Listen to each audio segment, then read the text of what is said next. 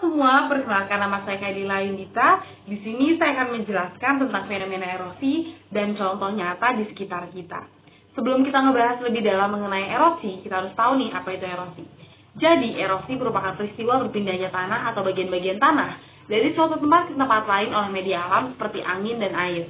Pada daerah beriklim tropis basah seperti Indonesia, proses erosi umumnya disebabkan oleh air. Sedangkan pada daerah yang beriklim kering, penyebab utama terjadinya erosi adalah angin. Menurut proses kejadiannya, maka erosi dibedakan menjadi 3. Yang pertama ada erosi geologi yang terjadi sejak permukaan bumi terbentuk yang menyebabkan terkikisnya batuan, sehingga terjadilah bentuk morfologi permukaan bumi seperti yang terdapat sekarang ini.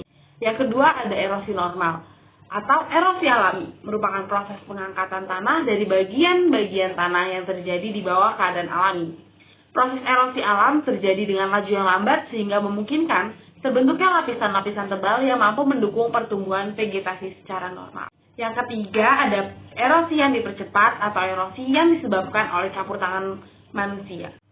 Dampak-dampak erosi bagi lingkungan manusia tuh banyak banget. Beberapa diantaranya yaitu kehilangan unsur hara dan kerusakan struktur tanah, tanah menjadi tandus, menurunnya kesuburan tanah atau bahkan jadi nggak bisa dimanfaatkan lagi, dan kerusakan bangunan. Nah, abis ini aku ada contoh dari erosi tanah yang terjadi dalam kehidupan nyata.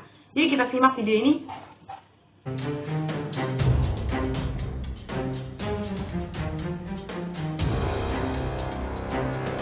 Bibir sungai yang terus terkikis oleh arus sungai telah meluas hingga mendekati pemukiman warga di Kelurahan Buluran Kenali, Kecamatan Telanai-Pura, Kota Jambi.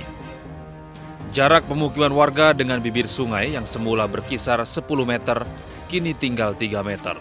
Akibatnya, 2 rumah di RT 10 Kelurahan Buluran Kenali terancam ambles. Oke, setelah kita tonton video cuplikan tadi, erosi tanahnya terjadi akibat arus sungai yang membuat tanah terkikis, hingga terjadi erosi. Dan erosi ini termasuk ke dalam erosi alami karena terjadinya secara perlahan. Dampak dari erosinya berupa kerusakan bangunan di sekitar daerah aliran sungai. Terdapat beberapa solusi untuk menjaga lingkungan dari terjadinya erosi tanah. Salah satu diantaranya adalah dengan memperkaya organisme penyubur tanah dan dengan menjaga kelestarian daerah aliran sungai. Sekian penjelasan singkat dari saya mengenai fenomena erosi. Kurang lebihnya mohon maaf. Terima kasih.